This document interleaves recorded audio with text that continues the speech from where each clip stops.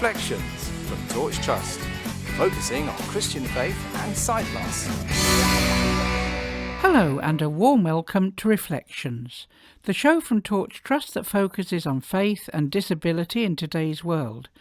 I'm your host, Marilyn Baker, and it's lovely to be here with you today on this, the third Sunday of Advent. The theme of this day in Advent is joy, and I'm certainly ready for some festive joyousness today. Throughout the month, we've been featuring extracts from the wonderful book Christmas by Candlelight by David Thompson. So without further ado, let's hear what David has to say about this Sunday. This is also known as the Day of John the Baptist. Blessed are you, sovereign Lord, just and true. To you be praise and glory forever. Your prophet, John the Baptist, was witness to the truth as a burning and shining light. May we, your servants, rejoice in his light, and so be led to witness to him who is the Lord of our coming kingdom, Jesus our Saviour and King of the ages. Blessed be God for ever. Note 25. Meditation. Any day now, if you are reading this in season, and global warming being what it is, you'll be seeing the first snowdrops pushing through the soil, harbingers of spring. In the Narnia books, the breaking of the spell over the land shows as the first signs of thaw set in, and Father Christmas's sleigh is seen again. Note 26. Not, of course, Christ, even if some do get confused, but bringing presents, presents,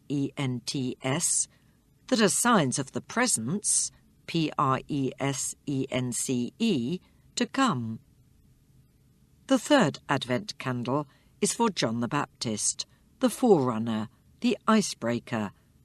It is time to move from long-term waiting to short-term preparation. You may well be decking your hall with holly this week, and loading the loft with presents and the larder with provisions. What will you deck your soul with, good Christian? And what good things has your Father in heaven prepared for you to enjoy? If you enjoyed that extract and you have sight loss, you can get hold of the entire book from Torch in Braille, Daisy Audio and Giant Print for just $4.99. Now today we've been talking about joy, and I'd like to share a very cheerful poem with you now. It was sent to us in our digital cafe group for blind and partially sighted people on Facebook, and it's called Smiling is Infectious. And don't you think it's lovely when you can hear a smile in someone's voice? I certainly do. Smiling is Infectious. Author unknown. Read by Sheila Dunning. Smiling is infectious. You catch it like the flu. When someone smiled at me today, I started smiling too. I passed around the corner and someone saw my grin. When he smiled, I realised I'd passed it on to him. I thought about that smile, then I realised its worth. A single smile, just like mine, could travel round the earth. So, if you feel a smile begin, don't leave it undetected. Let's start an epidemic quick and get the world infected. Something which is often sent around Christmas time with the aim of spreading a little joy is the humble Christmas card. But can Christmas cards achieve their goal and bring joy to a blind person who can't see the cheerful pictures or message? Well, here are Lynn Davies and Matthew Horsepool exploring how Christmas cards can be made more accessible. The whole thing of accessible Christmas cards is actually quite a detailed topic when you get into it, because there are, if you think about it, there's three components to a Christmas card. There is the message inside the card, which is what people immediately think about when they think about accessible Christmas cards. Actually, even that has two components, because you have the message that you write and then you have the message that's already printed in the card. and then you have the card itself, the design of the card, and then you have the envelope, which is probably the least important bit. But, if you're sending Christmas cards to lots of people in the same household, how do you know which card is for who? So I think probably taking each one of those in turn. And I think probably the design of the card is probably the easiest bit to get accessible. And I think probably the thing that I would concentrate on most. That's right. I mean, having said that, I have received Christmas cards with Braille in them that I've really appreciated because people have taken the time to order them. And you can order personalised Braille Christmas cards. That is possible from the RNIB. But I agree with you that most people might not know about that service, or they think about it too late so that there's no time to order them. So the design is very important, and something tactile or something where the person can guess what's in the picture. So the objective not being guess what's in the picture, but the objective being, you can feel that there's something there. And it also says, I've made an effort for you. So like one time I got this Christmas card that folded out into this lovely 3D nativity scene. And that was one of the Christmas cards I kept. I think I kept it for a whole year because it was a scene that I could enjoy, and it was so intricate and nicely done. And I think that's hands down the best Christmas card I've ever received. I think if I was thinking about the best Christmas card I ever received, it would have to be the most basic Christmas card I ever received, because the more intricate you get with pictures and with tactile, the harder it is, certainly for me. I don't know about you, Lynn, but the harder it is for me to actually figure out what's in the picture. So I've had some really intricate pictures on Christmas cards that I just haven't been able to figure out. The best Christmas card I ever got, or certainly the most memorable, was literally a folded up piece of A4 card. So it was a piece of A4 card. It had been folded into A5 down the middle. So it looked like a card. And on the front of the card, someone had made a cardboard cutout of a Christmas tree out of an old cardboard box. So it was literally just a piece of old cardboard box that had been cut into the Christmas tree shape and stuck on the front of this card. So obviously, to a sighted person, this would have looked, horrendous, right? It would have been this really plain, awful Yes. card, not decorative in the slightest. But, I took it out of the envelope, and what I felt was a card with a Christmas tree on the front. And I Yeah. was immediately able to tell this is a card with a Christmas tree on the front. And that made such a difference because I wasn't spending half the time going, what is this anyway? No, I agree. And it's almost like when something is very plain to a sighted person, it's very exciting to us and vice versa. So I have received Christmas cards with pictures on them. It could be like I think one I received was a cat under a Christmas tree with a Christmas stocking in the claws. And I couldn't actually understand that picture very well. I appreciated that it was a tactile picture, but I had to have someone describe it to me. But I think if I'd had that kind of cut-out Christmas tree picture, I would have really appreciated that as well. So that is really how simple it is. If you're a Christmas card maker and you sit and you make your homemade Christmas cards, and I realize this episode might come out a bit late for some people because they've already done it. But it's something to keep in mind maybe for next year, that the simpler the better, and just cutting something out and pasting it onto the card will actually not look that cheap to a blind person, in a sense. Or No. it might look that cheap. It might send a better message in a sense that it will give the person more value, like it will be more valuable to somebody because they know what's on there. Yeah, definitely. So the inside of the card, this is where you have your message.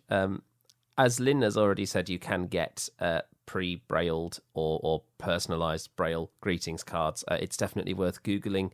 There are quite a few places out in America, actually, that will do it. And, I mean, it's probably a bit late for this year again, but certainly for next year, if you allow enough time for postage, the products out of America are quite a lot better than the products out of England, in my experience anyway.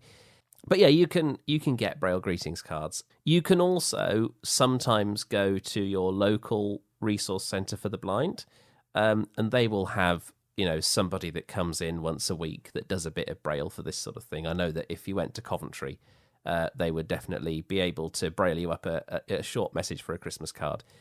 And what they might also be able to do, if the resource centre is far away, what they might be able to do is produce it on sticky back, see-through plastic. And so I know that what my grandparents do, they finally admitted to it. What my grandparents did a few years ago was get 10 copies of the same message, all brailled out on a sheet of sticky plastic. And then every year they get the Christmas card sticky plastic out and they stick another one of the messages Stick another in. one. Yeah. So the And message it's identical. That's right. The message on the card is exactly the same, but because it's been a year since I received the last one, I've kind of forgotten what the last one said anyway, and it'll, it's all the same. So there are ways and means of getting Braille onto a card. And you can either put the card straight into a Perkins Brailler, or you can get this sticky stuff. Most people, I think, will do greetings cards on sticky plastic, particularly if the card is tactile, because they don't want to disrupt the tactile by putting the card in the brailler. But it's amazing, people will get the personalised message in the card brailled, but they won't get the pre-printed message brailled. Now, this doesn't bother me at all, but what does happen, that there are some quite interesting social things that happen when someone comes around and they look at a card and they go, oh, that's a nice poem. And I sort of have to go, oh, yeah, it is, isn't it? Yeah. And sort of mime along and pretend like I've read the poem, because the alternative is to say, is it? I haven't read that yet. And then you've got this really awkward conversation where somebody, number one, reads the poem out to you so that you know what it says, and number two, berates the person who sent the card for not thinking of putting the poem in Braille as well. And I mean, those are just conversations that I absolutely hate having. I've never had that conversation, funnily enough. I am one of those people who will say, what poem? And people have just read the poem to me and not said anything about it. So I haven't very lucky, been I subjected assure to that. And also I have friends that berate themselves. They're like, oh, I've given you a Christmas card and it's completely inaccessible. I just didn't want to not give you a Christmas card. Like, okay, I appreciate that. Yeah. That's absolutely fine. Well, we're almost out of time for today, but if you'd like to hear the full version of Lynn and Matthew's Christmas card conversation, you can listen to the podcast Insights. All episodes of the show are available on Torch's website. Just go to torchtrust.org and select Radio and Podcasts in the drop-down menu titled Living with Sight Loss. Before we go, I think we have time for just one more joyful piece, and this is a thought for the week from Ian Lackey about another festive tradition, which certainly brings a lot of joy. We are now well into the season of nativity plays. Anyone who has children in the early years of school knows this only too well.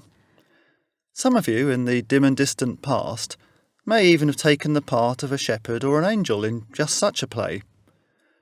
I myself once had a walk-on part as one of the kings. Yes, I know the Bible says there were wise men from the east and not kings, and their number was not stated. But I did my walk-on bit anyway, to the sound of We Three Kings of Orient Are. However, I didn't do what the little boy of a friend of mine did this year. He decided that the doll playing the part of the baby Jesus should wear his crown. I suspect he didn't know it, but he was doing something that I hope in future life he will discover is very wise. From the Bible, we learn that Jesus was born into very humble circumstances, to people of a lowly social class, with his only resting place at birth being a manger. Yet, he was God's Son, and as St. Paul reminds us in Philippians chapter 2 verses 5 to 7, for our sakes he was willing to surrender all that this meant and take on the form of human flesh with all its weaknesses and limitations. With all the business and merrymaking of the Christmas season, let's not forget that the one who is the King of heaven, through whom and for whom all things were created, was born among us and would tread the road that would lead some 30 years later to his dying on the cross for us. At Christmas time, we remember that a King has come among us. What better way to acknowledge him than to give to him the crown of our lives? Surely he deserves nothing less. And as the Christmas hymn, In the Bleak Midwinter, reminds us, we can all give him our hearts. This is what he desires from us above all else.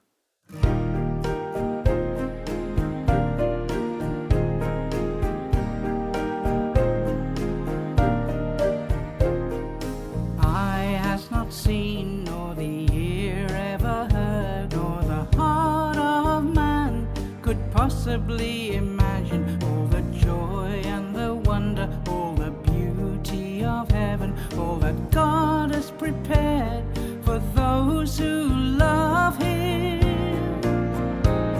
He's making a way where there is no way.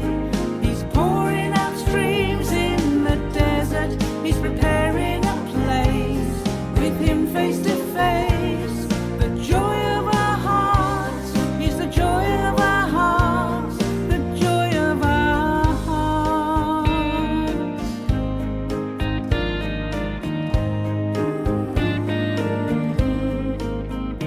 His light so revealing, yet his love is so healing, and the joy of his presence beyond all believing, and there's no condemnation from the one who loves us. Our God is for us, so who can be against us?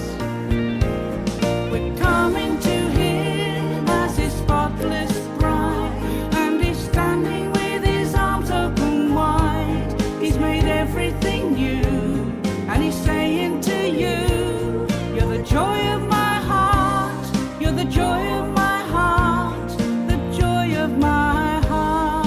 And we're saying to him now, you're the joy of my heart, you're the joy of my heart, the joy of my heart.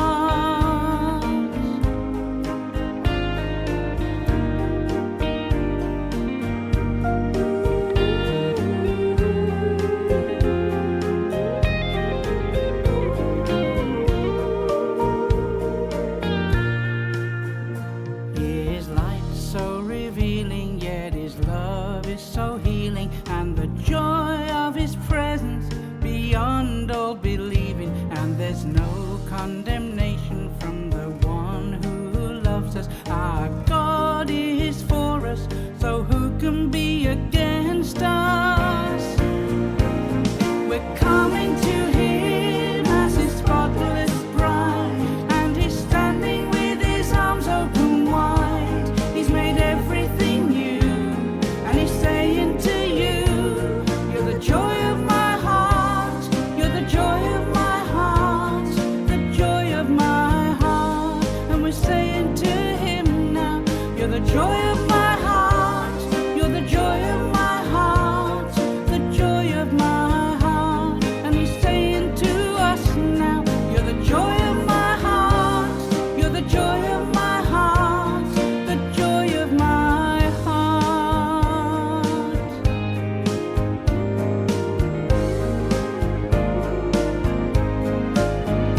And we can't help singing your praises. No, no, we can't help singing your praises.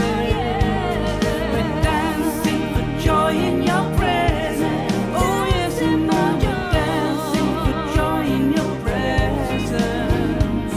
We can't help singing your praises. Oh yes, and now we can't help singing your praises. Yes, we are.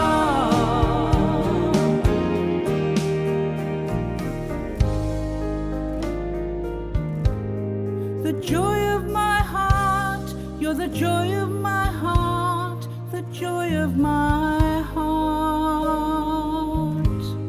The joy of my heart, you're the joy of my heart, the joy of my heart.